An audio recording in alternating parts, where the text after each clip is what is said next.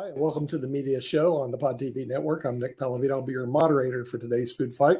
Today, we're going to be discussing the difference between hate speech and free speech. What is the line? Who draws the line? And who's in charge of this line? So with that, we're going to bring in somebody who can change my mind, who's also a FIDE chess master from San Francisco, California, the Honorable Jim Eade. Jim, maybe you can enlighten us on free speech versus hate speech. Who draws the line? What is the line? And with that, also from California, we're going to a Mega Society member, a gentleman who was a former writer for Jimmy Kimmel Live, Rick Rosner. Welcome to Free Speech and versus Hate Speech. And then from Canada, we're going to bring in the Honorable Sasha Starr, who also is in charge of modern investing and also the great show Ukraine, Russia, and China on the Pod TV network. And maybe he can help enlighten us on free speech and hate speech. So I'll start with Jim Eade, since you're next to me. How do you define free speech and hate speech, and what is the difference? So it's your yeah, thanks, Nick. I think that free speech has been pretty well litigated. What you can and cannot say. You can't, for example, defamation is something you cannot do. Child pornography is something. There's a lot of different things that come under, the famous one is you can't yell fire in a crowded theater. This has been pretty well litigated. But what we're talking about today is what constitutes hate speech. And if it isn't directly threatening or inciting people to directly cause harm to another, you're pretty much allowed to say whatever you want to say. But I have this feeling that, in London, they have Hyde Park where everybody can get up and talk about whatever they want. And then people get in front of them if they're interested in what they're saying, and people move on if they're not. And I think, we need Hyde Park in our cities, in all our cities, so that people can vent and say whatever they want to say. But most speech, even if we find it hateful, is legal. Okay. You have to be, it's hard to tell the difference between trolling and stochastic terrorism. If you go, especially on Twitter, but on every social medium, there are like dumb kids, like 8th graders saying terrible, terrible things because it's fun to break taboos. And then there are true psychos saying, kill all the Muslims, kill all the Jews, and who are somewhat serious in intent. And it's a whole stew and it's hard to tell, who's dangerous and who's just a young idiot. But Rick, isn't part of the problem with hate speech the notion of, and I've said it before on other shows, one man's terrorist is another man's freedom fighter, and all along those lines. And the same thing can be said even around some things that are hateful, because there are definitely some things that we know are very hateful said about the Jewish community, the Latin American community, the African American community, and a number of other communities as well. But then there is part of what is being said that is based on a person's perceived facts or their perceived knowledge of the facts. I mentioned earlier on one of the shows, I think it was World Edition, that I had the pleasure of doing an interview that will air later once I get the copy from the people that I was interviewing, the people that are members of the Hebrew Israelites. And these are the folks that believe that they are the original Jews. They are amazingly folks that are of African-American descent and all along those lines. And they have some very separatist kind of views and some very anti-integration views as well. But I mean, part of what they are doing is they are taking the historical narrative as they understand it and put it in that context. And since I wasn't around, at least not that I'm aware of, 3,000 or 4,000 years ago, and all in that space, then some of those facts, I can't really argue if they claim that, for example, you have many people that would claim today, even to this day, because of the certain passages in the Bible, Jesus was of African-American descent, just like they'll claim that Beethoven was of Moorish descent and all along those lines. And Jim, and even you, Sasha, we weren't around then, so we don't know whether they were or or in that space, because there are passages in the Bible about wool like hair like wool, which is a reference to like a lot of African American texture of hair as well and everything. And some people could take that as being hateful and everything. So I guess my question is, well, but how do you those define people what don't hate sound speech is? dangerous. But the example of shouting fire in a crowded theater, we're all, thanks to social media, we are all in a crowded theater whenever we're awake now. And people are shouting BS all the time. And it makes people crazy. And it's hard to know what to. I hate seeing all the garbage on X, formerly Twitter. At the same time, I hated being pulled off of YouTube, and I know Nick hates it because we discuss stuff. Hate speech actually has a definition, and adhering to that definition is what I would usually lean on. But I think because of the gray area where a lot of people, we get people in a position where they're saying, take for example, the fire in the theater, that's not hate speech, that's something else. Saying that a person, oh, you wear glasses, oh, you 4 eyes, that's not hate speech, that's something different. So hate speech technically has a definition. As a matter of fact, it says abusive or threatening speech or writing that expresses prejudice on the basis of ethnicity, religion, sexual orientation, or similar groups. So it has an actual definition. We just tend to kind of throw everything together and say, because that.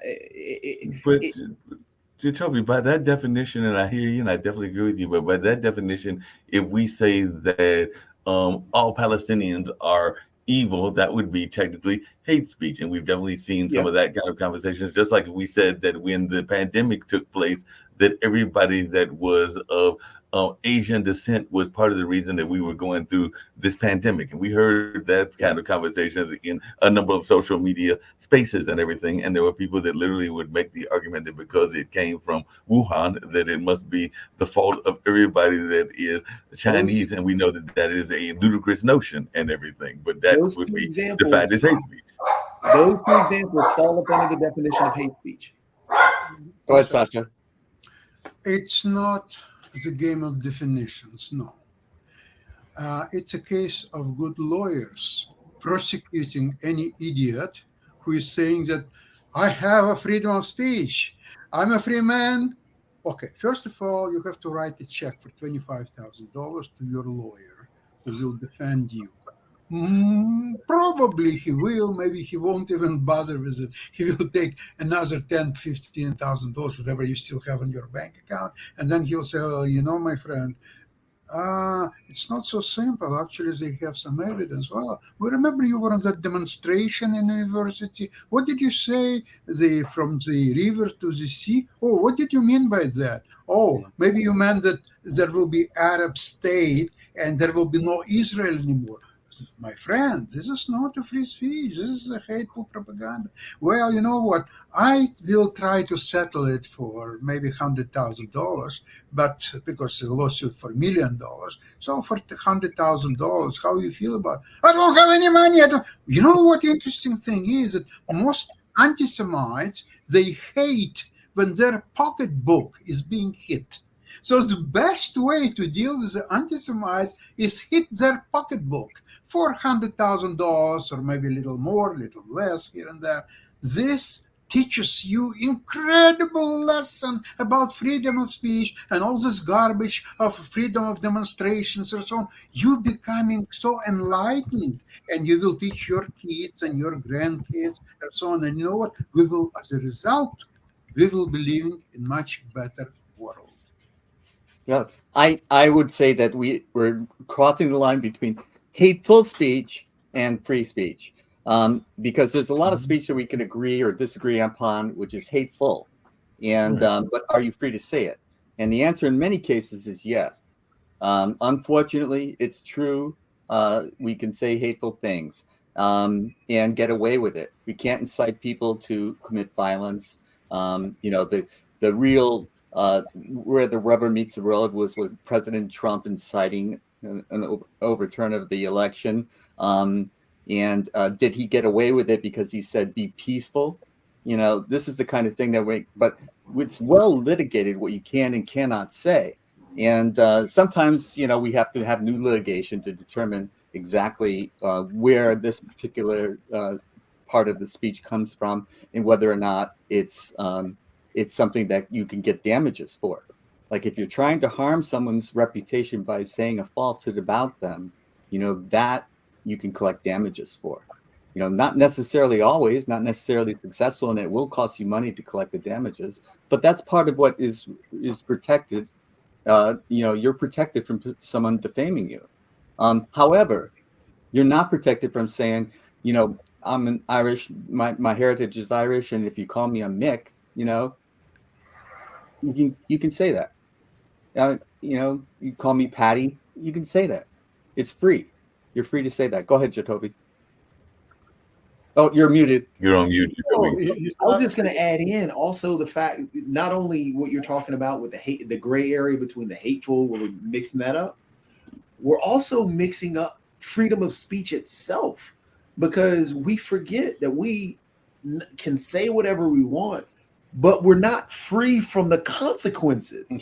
And that's what people tend to forget, is that you can say what you want to, but that doesn't mean that I can't say what I want to after you, or that, if somebody were to get upset, that doesn't protect you from the consequences from your speech. The one that I'm confused about, Jacoby, on what you're saying is the fighting words, because that's in the definition. So what's fighting words? Well, what about Rudy Giuliani and his free speech? What happened to that?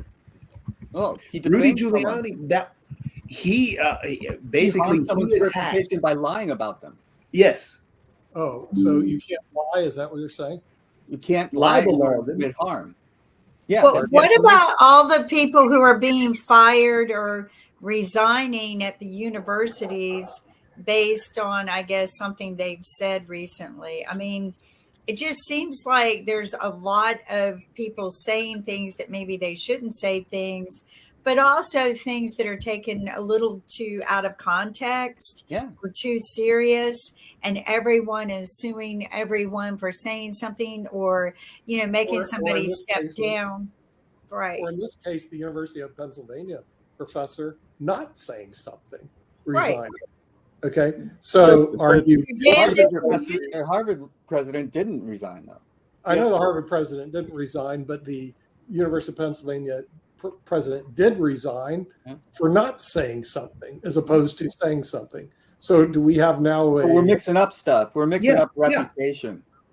Well, do we have a different standard now that you could be held guilty for not denouncing? They weren't held guilty. They were only held guilty by their own internal mechanisms, the university mechanisms. Right, exactly. They weren't tried in a court of law. Come on.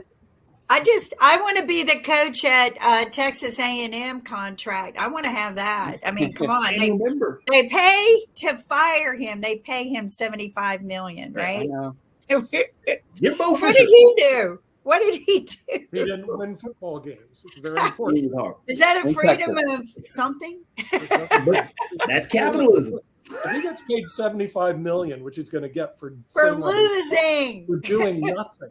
All he has to do is do nothing. All he's going to do is collect $7.5 million a year for the next 10 years. And all he has to do, Jimbo Fisher doesn't have to do anything.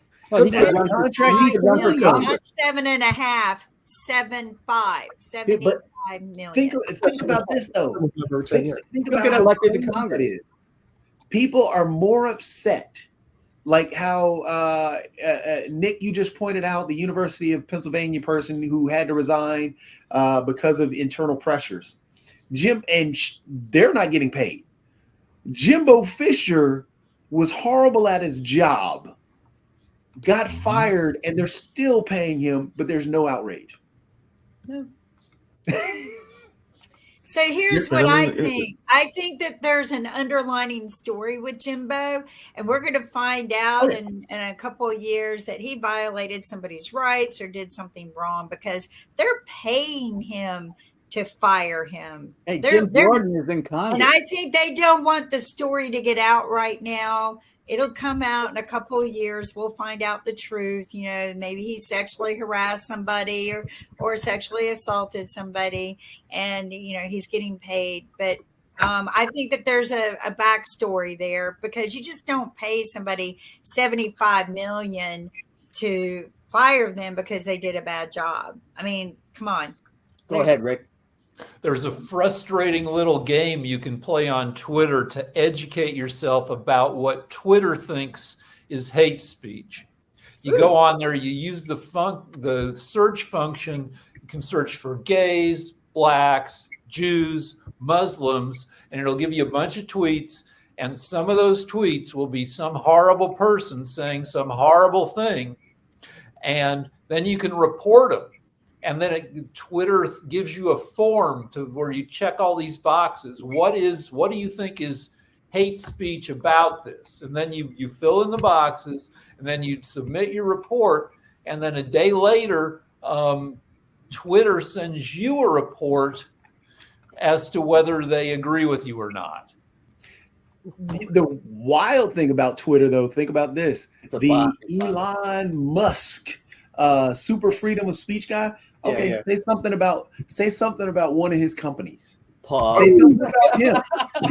Speech over. Oh, Jatovi, you hit the nail on the dollar.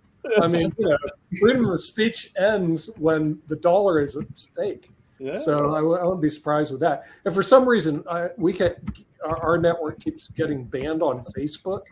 At least every time I try to broadcast through mine. I've been broadcasting through Kim's because I got banned twice. They don't like our programs or whatever we're doing. And so I have to broadcast through Kim right now, because every time I broadcast. Anytime we reach more views than Fox will report that we've done something wrong and then take us down. Yeah. And so Nick's been put in jail too many times, so we're using me. But I fire back. Nick doesn't. I appeal back really hard and make them prove that we did something wrong. It takes time. It takes energy. But I've won a few of my appeals, but do they give me back any of my space, my time, or money for it? No. Right. So Fox and CNN both have fear of people like us. They do this to other people. It's not just us. I've taken photos of other people in podcasting world that have been like outdoing Fox. And they've literally cut them out completely. You know, people who've had hundreds of thousands of fans, delete them. And when you delete that many fans, you can't get it back. It's the dark side of capitalism. Nick, you lost like 20,000. Yeah, something like something stupid like that. I mean, and all because they didn't give Nick a chance to appeal. Like they just cutting. And he didn't do anything wrong. He literally did not do anything wrong. LinkedIn does allow us to broadcast. They've been broadcasting them for years, and they've been really good. However, I will tell you this. We've had people comment on that to our panelists. They say, be very careful what you guys say, because a lot of people are watching the show. Mm-hmm. That's what was the comment from LinkedIn. Just let you know. They didn't say anything specific. I'm just saying. Speaking of which, there have been a couple of statistical things that are very interesting, and one of them, actually, I had the pleasure of being part of yesterday and everything. But I'd love to hear Toby's thoughts, because y'all are talking about statistics and all along those lines. But I did see that Netflix is giving viewing statistics for nearly all of their titles and everything. And I think I mentioned on the news show at the beginning that there is a film that's very popular, and it came out for season 1 about a lawman that some people say is the basis of the Lone Ranger. There was an African-American lawmaker and all in that space, that being Bass Reeves. So Lawman Bass Reeves debuted in its first episode to 3.34 million viewers, and it's already set a record on Paramount Plus with like 7.5 million viewers across the world in their first 7 days, and that was before last night's closeout of their season 1. So there's talk of them having a season 2 and a season 3 as well. So just wondering, so folks' thoughts about these kind of numbers that we are seeing, where folks are wanting to see fresh content, whatever that fresh content is, but I also want to see the analysis of the content that they are getting. Releasing numbers is a big thing. Look at HBO. HBO used to do that. And they still do that. I mean, heck, Game of Thrones, Lovecraft Country, Watchmen, all the different shows that they put out, they had released the numbers. Hey, that's where you get money. If you can prove that these are pulling in dollars, you get money. And honestly, when they had cut back on a lot of stuff from taking big chances, and that's one thing that hit HBO and Cinemax and all the other stuff when they started merging. And so a lot of companies, I mean, Rick can probably talk more about how the companies are cutting back and not taking as many chances as they used to, because money's money. Money, you know, gotta pay the bills. Money's not money if you don't release the numbers. Without the numbers, there's no accountability. And for a while, the Netflix and the other streamers were throwing tens of billions at productions, hoping to own the streaming world, particularly Netflix. And then all these other streamers came along. Netflix saw that it couldn't prevail. It couldn't build a moat. So it cut back. But without accountability, like you said, Lovecraft Country, good show, only got one season. And they if they don't release the numbers, they can say, yeah, well, it just didn't, meet our what levels, but then they don't say what levels there are. Just to let you know about numbers, this is why I interject here. Most of the viewers on Pod TV actually watch this on their mobile phone. So this month there's we get to see this. We get to see this. There's about 34,000 people who watch this on mobile phone. 22,000 watch on the desktop. But we have our own TV channel on Roku, which anybody can go to, type in Pod TV. We don't have 1,000 viewers on Roku, which is really weird because we have 3 TV channels on Roku. Yep, but here's the thing. We see them just as much as they see us. But Nick and I got to meet the people from Nielsen ratings. And I don't know if you remember that, but they were the ones who drove people's numbers and provided the data so that people could get advertising and things like that for years. I wonder how they're doing now, because everybody goes to their own numbers now. They've pretty much fallen apart as far as I know. I mean, when there were 3 broadcast networks, it was pretty straightforward. Right. But then then the 80s and the 90s happened, and then Nielsen had to keep changing its metrics because advertisers care, logically, about how many people are actually watching their advertisements. And Nielsen had to keep adjusting how they measured people to reflect that. And they still did a bad job, but it led to all sorts of weird program structures where you made the intros to shows now. The Rockford Files had a minute-long theme song, maybe longer, because people would put up with it. Now shows have a 3-second intro. It could even be Lost just had a noise, and to capture viewers, some shows would throw on a 30-second first act and then move into 8 minutes of commercials to capture the viewer. Other shows, like late night shows in particular, but also news shows, saw that as soon as you run ads, you lose a bunch of viewers. So they'll run a huge long first act. Maddow will talk for 24 minutes before going to break. No doubt about that. Hey, Nick and Kim, I got a question for you, because you brought up Mother Jones. I think it was you, Nick, recently, and apparently they're in talks to merge with the Center for Investigative Reporting, and I definitely mentioned Paramount and some others that have merged as well. So my question to you, since it's the media show, is: are we getting any calls yet to get bought out and everything? I need a bigger check and everything. So I want to know if Pod TV is getting any threats to be bought out and all along those lines. Well, wait, time out. See, here's the real problem. Okay, first of all, the advertisers, because I watch ESPN Sports Center. Do you know I watch more ads because we're going to go to break and they'll show you 4 minutes, 5 minutes of ads before you watch another thing on SportsCenter. It gets really boring because That's why I record it. What? I record everything.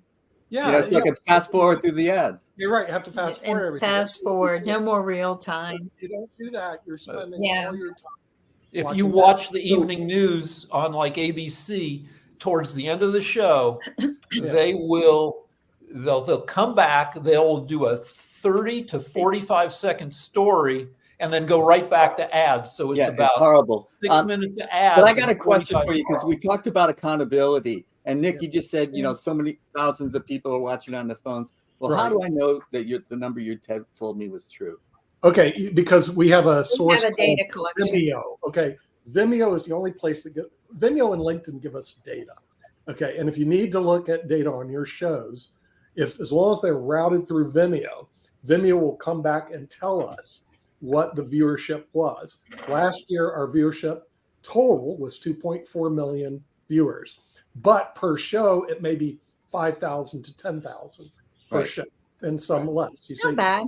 But not bad. But if you run 40 shows like we do a week, 30 or 40 new shows, that's only like 10,000 a show. You have 300,000 people watching in a month. I mean, so it's not that hard to aggregate and get that. But if you want data, see, I don't know how many of your shows go through the Vimeo system, because I've seen your shows, Jim. If they go through Vimeo, send it to Mark. Mark puts it through Vimeo. Vimeo distributes it. Then we'll get the data back. If you distribute yourself, which you can do, we don't get it. No, you know. And but if you use the Vimeo link and distribute using the Vimeo link, what's nice about that is Vimeo also promotes our shows and sends them out as well.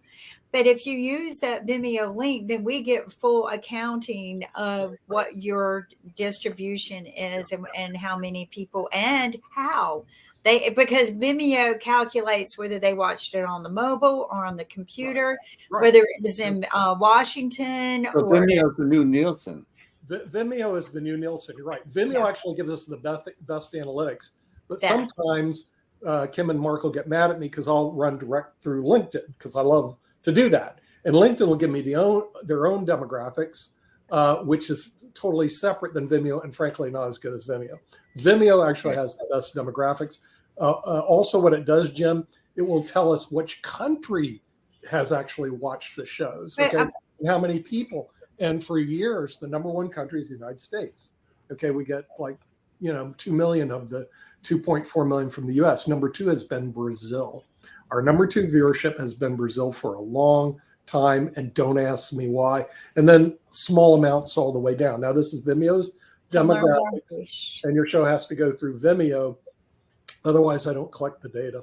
So here's one more thing. I want to add something very important about this. You're not just distributing out of Vimeo. We have the link set up, if you give them to us, that we can distribute from Vimeo to almost anywhere. So from Vimeo, we go to Roku, we go to Amazon, we go to our personal Facebooks, YouTubes. So if people then watch it, or to yours, but we have to go from Vimeo out, then when people watch on your Facebook, you get credit for it on Facebook and we get credit for it on Vimeo. But if you're going straight to Facebook, we don't get any credit for it, just you do. So that's why we've been forcing everybody to go through Vimeo, so that and we're not cutting you out. We're not cutting any of the producers out. We're actually giving you more views because now you can go to other places. Kim, how do they mechanically do it? Because I know that I have no idea. That Jim has this show, Change My Mind, okay? And I've seen it occasionally, but I don't see it on our Vimeo. How does he get Change My Mind through our Vimeo thing? I don't know. It has to go into our Vimeo, and then we link it to his Facebook, or we give him the link. So we can give you the link, and then you can post it on your Facebook as well. So is it Mark's fault? No, to answer your question, it goes directly because it goes directly to the web live. It goes directly to the web live, which goes to the Vimeo and everything, and it also goes to LinkedIn as well as Twitter. And right now Yeah, they it just goes added, everywhere. We and have right it now they just for added, which I've been experimenting with. I haven't tried it today and everything, but I did try it on actually the chess show. I know Sasha was here earlier, but they are airing. You can also go to Instagram Live now as well. So they added that, and I've been playing around with that a little bit also. Are you able to sell advertising via Vimeo? Do advertisers come to you? No, No. they don't. Advertising is a whole different ball game in terms of it's a metric we haven't really figured out as to how you get the advertisers, Rick. In other words, and even the NAPD conference, they don't focus on advertising. All they're doing is trying to sell and resell content. But what I've seen on advertising, apparently the industry that advertises the most is the drug industry. Believe it or not, they're heavy into pushing drugs. They're big pharmaceuticals. Yeah, I shouldn't say drugs, but they're pharmaceuticals. Yeah. But remember, Legal drugs. advertisers won't come unless you have the data that supports the viewership. Right. Okay. And you can't get the data if you send it direct. So I make the mistake a lot because I like to get the things out. I send a lot direct to LinkedIn and Facebook and Twitter and Twitch. Not Facebook. I sent it to Kim's Facebook because mine's shut down permanently. But the thing is, if you want to get the data captured, you've got to go through Vimeo and talk to Mark or Kim because I don't know how to do it. I've never been able to figure that. So Mark we already programmed a bunch. So already when we send it to Vimeo, it redistributes out to all these other places. So it's not like it's just not going to Facebooks and stuff like that. And you could grab that link from Mark's Facebook or Nick's well, not anymore Nick's, but mine. I don't know why they hate me too because they've tried to take me down. But you get those links, or Mark can just send out the Vimeo link to everyone and just say, okay, take this and copy it to your Facebook. But what that does is every time you get a hit for it, we also get an accounting for it, and that helps you. You can put it on your YouTube, I think, as well. Yeah, because and you really should do it because I don't see either one of your shows on our Vimeo account, and our Vimeo will also, what it does, it'll also rank the shows who gets the most views of the entire network. So you got to get with Mark and get the link so that it gets routed through Vimeo, and then Vimeo will give us the data in terms. And I can tell you how many people watched your shows and from what country they watched it and from what device they watched it. And you're right, Rick. Vimeo is the new Nielsen. Nielsen is dead. What should our objectives be? Like, I don't know why I'm doing this. I have a vague idea that if enough people see me yammering, that maybe I'll get a book deal at some point, but I really don't. Yeah. Well, that's a good question. I thought about that, because I have different motives to do this. It's mainly because I'm bored doing what I do for a living, which sucks. Setting up pensions is not really exciting, but here's the thing. If you look at Taylor Swift, I'm going to beat on Taylor Swift. What she did is she was the ultimate shameless self-promoter, and the ability to scale through media is incredible. In other words, to scale yourself. There's no other way you can do it except through media. Now she figured it out, the magic formula, and she scaled herself through media. And apparently she went off like a rocket with this last Eras tour, where she's pulling in $4 billion. Well, if you look at the media right now, because there is access, most of your access is shut off. ABC, NBC, CBS, forget it. All the majors shut you off, so it's impossible. PBS, impossible. So what's the new access to media? It's through streaming media, which is what we're doing. So if you have a talent, and I don't care what it is, the best way to, scale it today is through the media. Now, once you scale it at a certain level, then theoretically it should be monetized. But you also have to have the metrics to back that scale. Now, it was pretty expensive to buy 3 channels on Roku. So I've got 3 channels, not just 1, 3. Every time I pop it up, I press the button. We got 3 Roku channels. Now, so we have plenty of spaces to distribute through television, but we only have 1,000 people watching on TV. But Nick, just to clarify those three channels, just for folks that are listening and are not always on Roku, the main programming goes to the main Pod TV Live and all along those lines. And as we were talking about earlier, when we were talking about sports, there are lectures. The place that I am currently actively working at, they pretty much give me permission, as have a couple of universities that are locally based and some that are even outside of the area. And I'm working on some that are even international, that we can air their lectures, including some people that have been passed on this show. So that is the one that is called Live and Events. So it's a combination of sports and literally lectures. They're not even lectures always of people that I agree with, because I get lectures from both the right and the left and different other folks and all along those lines. And then the third one is World Politics, which is a re-air of some of the political shows and political lectures and all in that space. So that is the way that the three are put out there now and everything. And this is actually something I was going to ask Jacoby about, because it's something that he's involved in and everything. But as I just said earlier, yesterday we did a red carpet event for the Bass Reef special and everything. And there were two podcasting networks that were literally here. And I know of one that's in Atlanta called the Atlanta Cast Network. There is the All Bull Network, which is here in Durham, North Carolina. And there is also the young lady who was with a thing called Black Fly on the Wall. And I think they may have their own network as well. So as one that studies the market, because Jacoby, I know you study the market and everything, what is your thoughts about this proliferation of networks? Because Pod TV is just one of them, but there are several as well. I just wonder your thoughts around this proliferation of networks, because literally I just met the All Bull Network yesterday, and I knew of Atlanta Cast because of some things that were going on within our own network, and people decided that was a better opportunity for them. But I was just wondering your take on the proliferation of these networks popping up. I mean, the canary in the coal mine was back with gaming and porn. Rick brings up porn all the time because of how it was controlled by one group, one or two groups. But now once that decentralized, everywhere, anybody with a camera phone can do the same thing. Gaming, when Twitch came online and really started helping out the gamers, show their games off. Same thing with YouTube. That's why YouTube jumped in the game. That's why Facebook jumped in the game. That's why TikTok has a gaming section everywhere.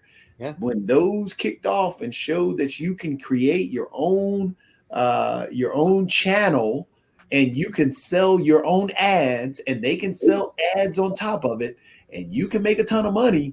Because, for example, Nick, I hate to push back on the Taylor Swift thing. Taylor Swift had talent, and there was other things. It wasn't her YouTube sensation you have tons of gamers. There's a guy, his name is Dr. Disrespect. That's how he became. But the funny thing is, they've made he's got to deal with different game developers because he's made his own video game. He's got to deal with different PC makers because he made a PC after his name. A guy named Ninja. Everybody's heard about Ninja. Well, he got to deal with Samsung. He had a halftime commercial at the Super Bowl. These are the people that blew up based off of just your YouTubes, your social media platforms, and pushing it out there. And that's the way you go out, and that's where those channels come into play. There's one lady, Arrow Math, I think that's what she goes off of. A lot of people, she was a gamer. Then she started getting into the hot tub gaming. Then she started her own little channel. Beautiful young lady, smart and intelligent, created her own business and created her own channel off of it, created her own business. There's a lady who goes by Pokemon. She pays her staff $60,000 a year. People don't realize that she has a whole staff. Yeah. She actually would go to different channels and give away $15,000 just for up and coming streamers. Well, she got with some of her buddies. They created their own channel and their own Roku division and stuff. So yeah, and we have an example in the chess world. Grandmaster Nakamura. You used to have to wait until you got invited to tournaments and try to win a prize fund.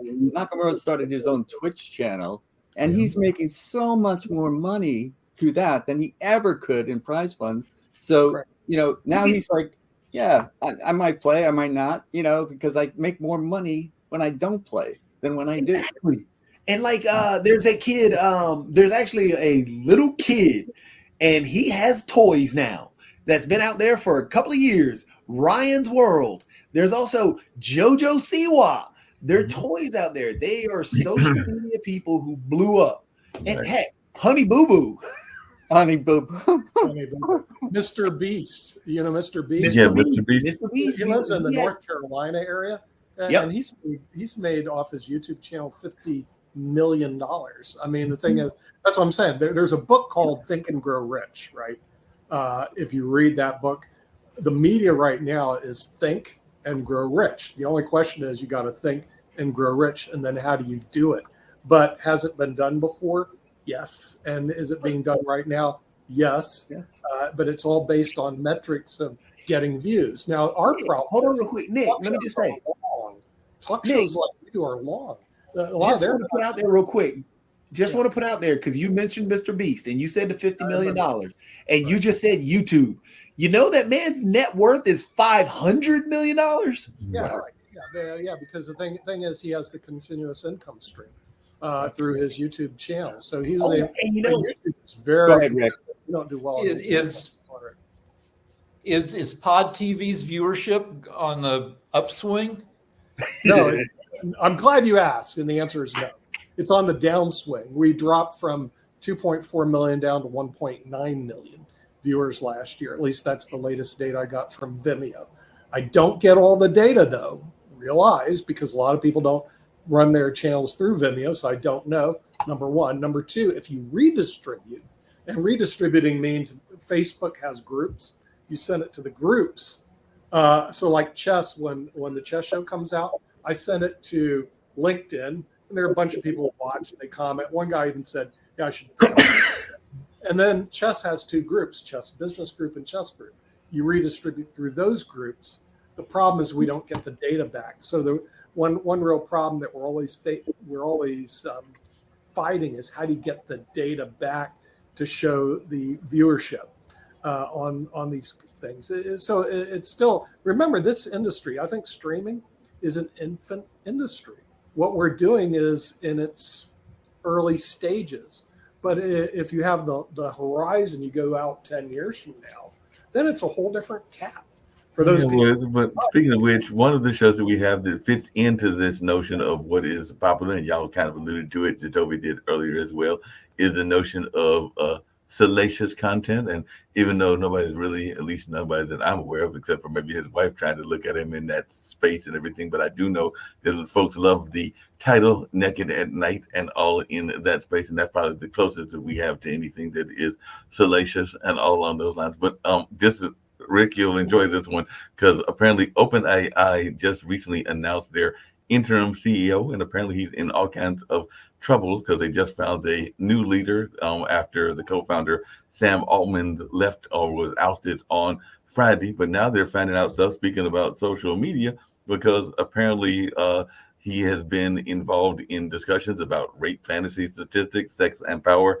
and The Game, a controversial pickup archery book that literally popularized tactics like negging. I have no idea what negging is, and the cube technique. So on the platform X, formerly known as Twitter, this fairly young man, 40 years old, frequently mused at length about dating and how to pick up women. So receiving negging is the technique where you go up to a beautiful woman and you kind of insult her, which is supposed to confuse her because she never gets insulted because she's beautiful, and that's supposed to be your way in. It's playing hard to get.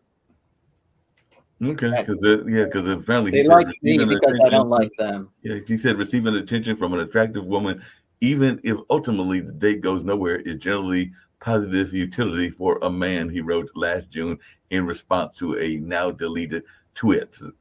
So there's an asymmetric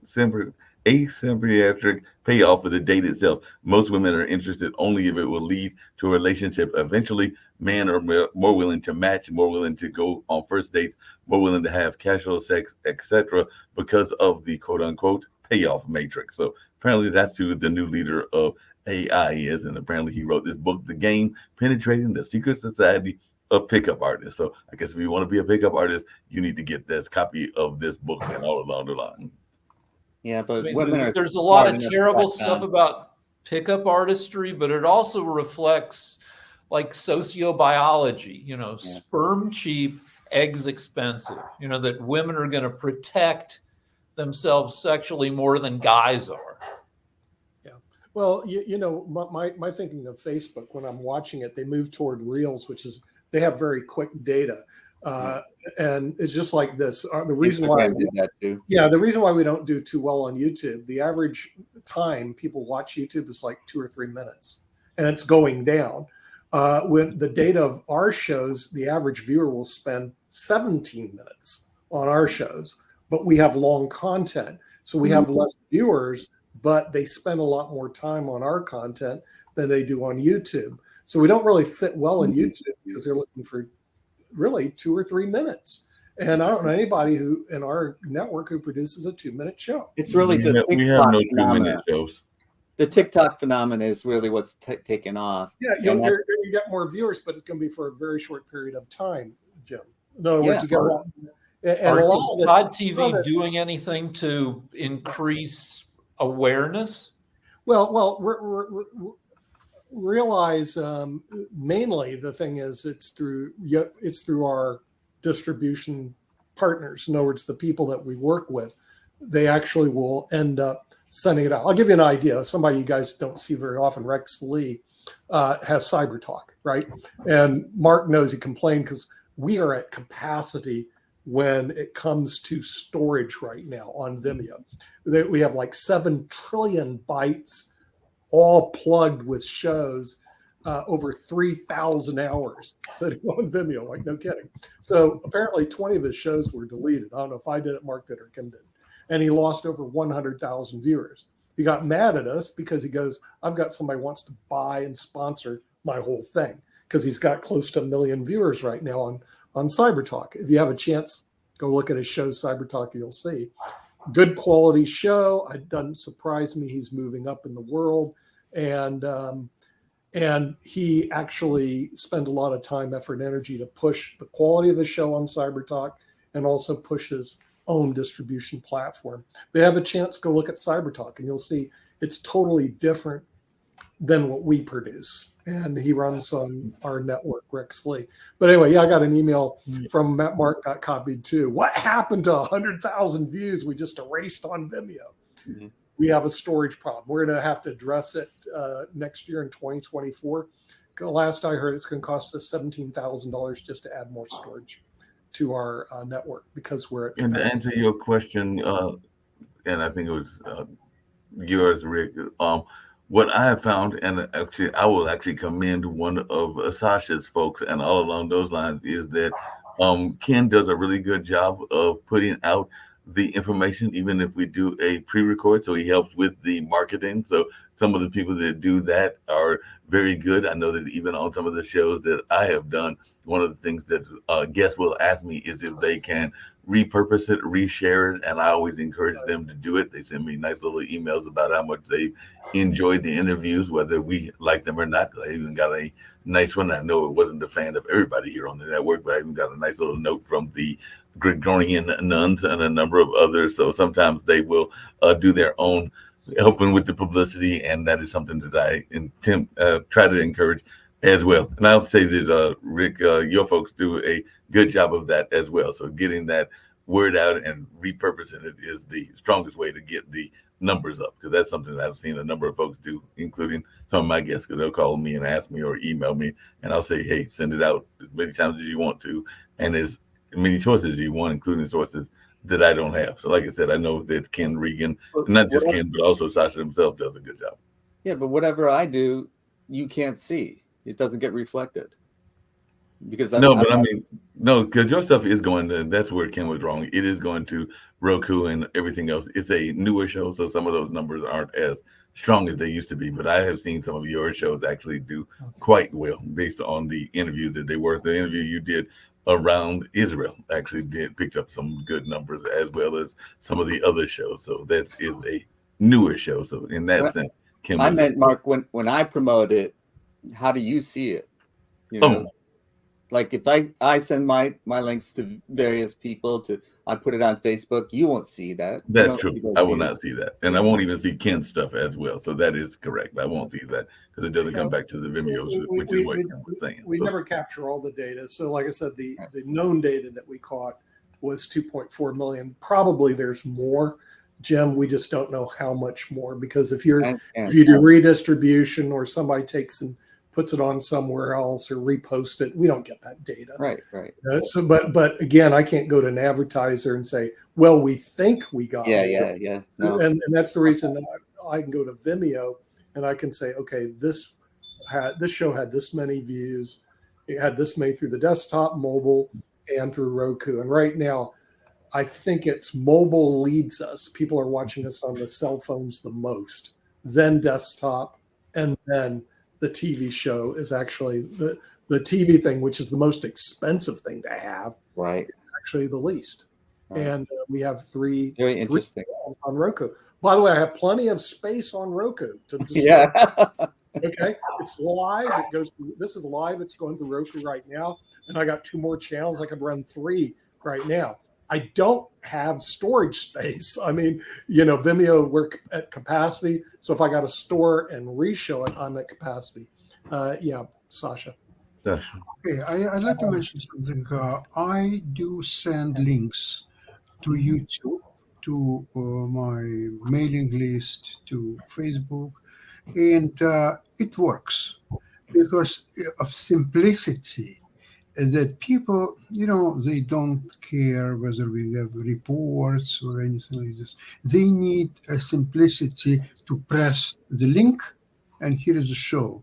And most of the shows they watch in their free time, in the evenings and on holidays. And sometimes people tell me about comments about my show, which was aired 2 weeks ago. So for 2 weeks they had link, but they didn't touch that link until 2 weeks later. Why? I don't know. Maybe they're so busy, because I have no idea.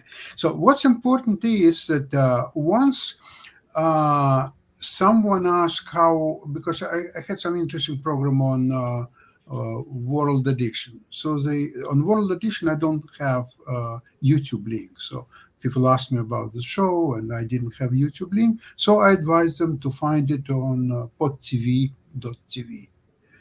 And I decided to try myself how easy I can find it. It's impossible to find it on podtv.tv.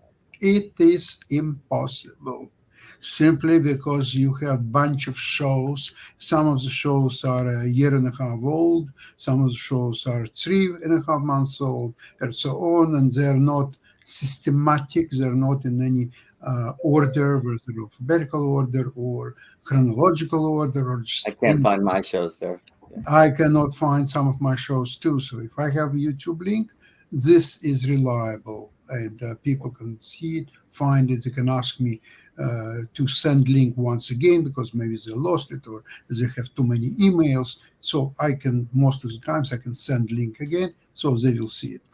I'm not so sure about how Vimeo works. How simple is that? Most people just don't use Vimeo. I'm one of them. I just don't me either. Vimeo. So I would question what's behind it, how easy.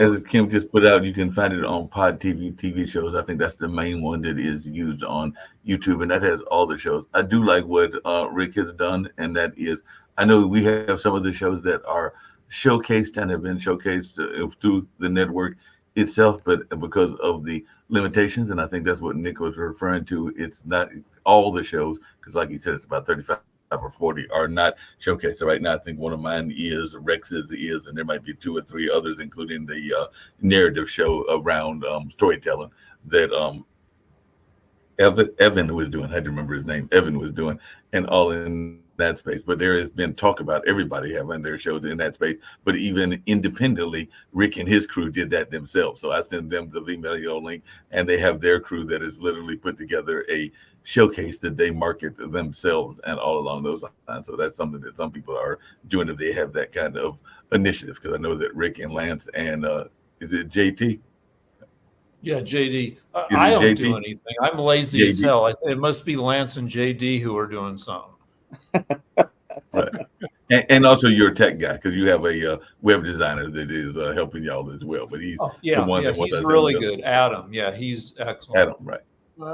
Sasha, just to let you know, Vimeo has 287 million viewers on view, but they're not as big as YouTube, which has about 2 billion. Yeah.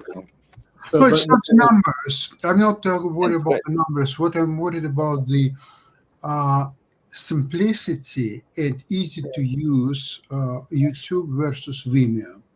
Now, however, I don't sound 100% right. I cannot be objective simply because I don't use Vimeo myself. So therefore, the perception is that YouTube is just much better medium than that. Now, Kim sent just go to podtv.tv. Okay, I did write that. And I went to, for example, one of the shows that I'm familiar with. One of them is, let me get there. I think it's a Wall Street Hackers. Okay, that's a financial show, I believe. So I wanted to see how I can use it, and let's see. I was trying to find the latest show. What the hell? How you do it? Because essentially, okay, it gives me several this type of shows. How does it say name? Starting from Sasha, that's what I meant when I said the showcase. 7 of June. Okay, Yeah. the first one is 7 of June. The next one is 15 of June. There are several others, and the latest one is I believe it's the 2nd of December of this year. Okay, and this every Thursday. So there are no shows of no December shows except the 2nd of December. Okay, and they're not in chronological order. They're not in any order, and furthermore, all the recent shows as of December you can't even find it because they're not there. So how useful is this? you're talking about podtv.tv. Yes, correct. Yeah, it's since it's a website, it has some limitations. One problem is that podtv.tv live only can show one show. As Roku, we have 3 channels on television, but we only have one stream through podtv.tv. So podtv.tv has but I'm talking about only recorded shows previously. I'm not talking about live anything like that. I have to talk to Kim about that. We're meeting next week on issues for 2024. The issues that we see are what you're bringing up. Thank you, Sasha, because we'll address that. Also, storage issues. Yeah. We've got to solve that because we have more content than we have storage capacity. And it creates real problems for us because the only thing we can do is delete shows. And the real problem deleting it is like Jim's show. We don't want to delete it because his show is evergreen. Has changed my mind. I can use next year. I took some of the Lawyer's Den, repurposed it, put it back on. I got 10,000 viewers immediately. And it was produced 2 years ago. When you have evergreen shows, you can actually use them over and over again in different formats. So his show is evergreen, clean and evergreen shows we can use over and over again. World Edition, which has a good followership, problem is it's dead data. It's dead by tomorrow. So what I try to do with World Edition is pump it 4 or 5 times with different channels. In other words, re-show it 4 or 5 times that day through different channels, knowing by tomorrow it'll be deleted. So World Edition is a lot tougher to work with. But the surprising thing is, like your investment show, Sasha, people watch it a year later. And I just go, you got to be kidding me. In other words, you're showing. Speaking about my investment show, I feel it is a great failure because what I'm doing is I've generated for last year a profit of 285%. This is an unheard of number. There is no Wall Street professionals that can touch me. And yet no one, even Jim, sorry to say anything about you and Milan, nobody is interested to even understand and learn what I'm doing. you sort of you give in a nod. Oh, okay.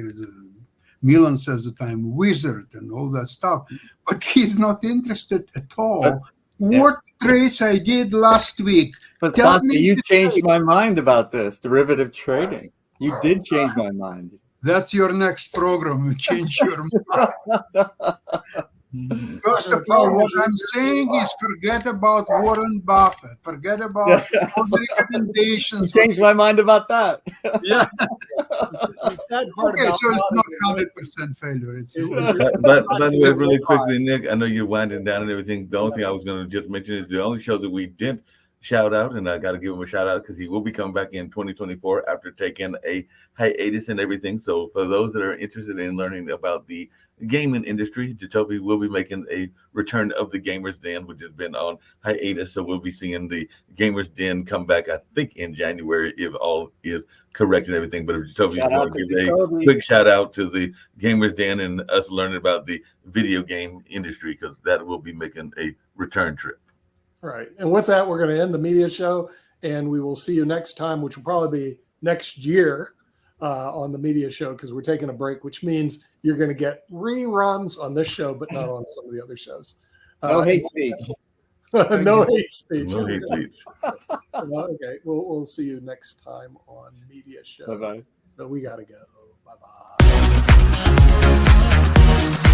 Bye-bye.